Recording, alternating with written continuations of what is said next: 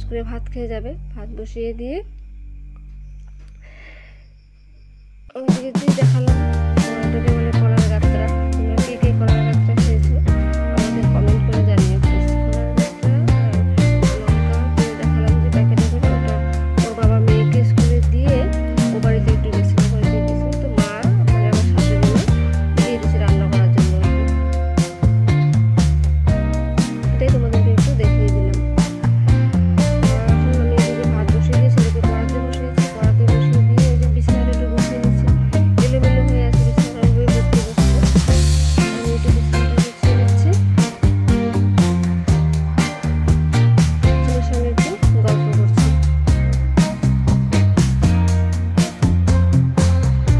এদিকে খাদ্য হয়ে যাচ্ছে আমার।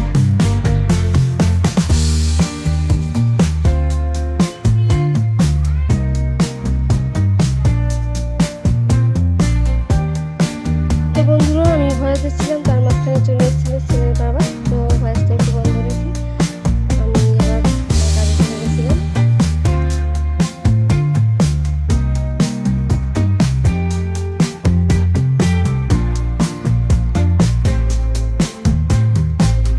বলেছিলাম না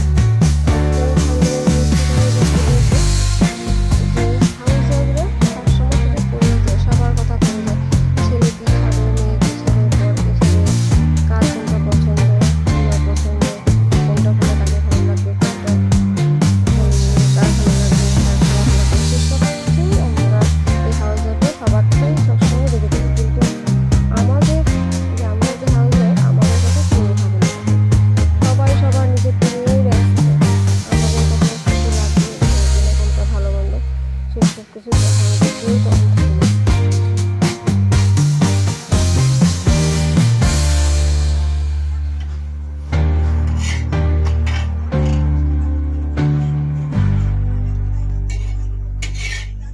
ছেলে সকাল সকাল বলেছিল যে পুরি টিফিন নিয়ে যাবে, পুরি আর আলু ভাজা টিফিন নিয়ে যাবে, তাই সেই পুরিটাই একটু ভেজে দিচ্ছি ছেলের জন্য।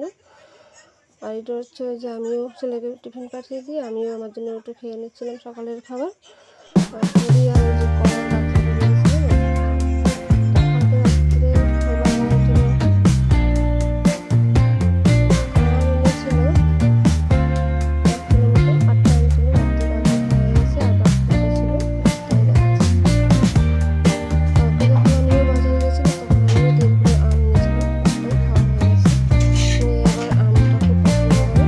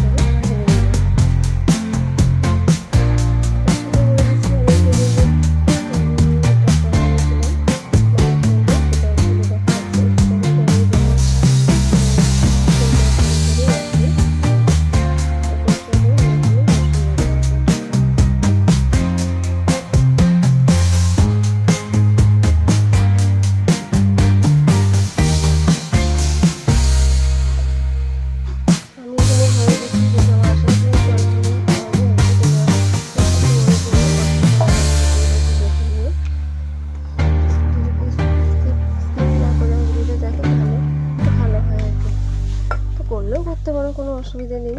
ওই দেখো আমার মানি প্ল্যান্টের গাছটা কী সুন্দর ফিল্টারের ওপর বসে আছে। তোমরা কমেন্ট করে জানিও তো কেমন হয়েছে আমার এই প্ল্যান্টটা, মানি প্ল্যান্টের গাছটা এরকম কীরকম করে সাজিয়ে বসিয়ে রেখেছি। তোমাদের সঙ্গে গল্প করতে করতে আমার এই যে জলের ফিল্টারটাও পরিষ্কার হয়ে গেছে এবং ফিল্টার রাখা যে টুলটা সেটাও কিন্তু পরিষ্কার হয়ে গেছে।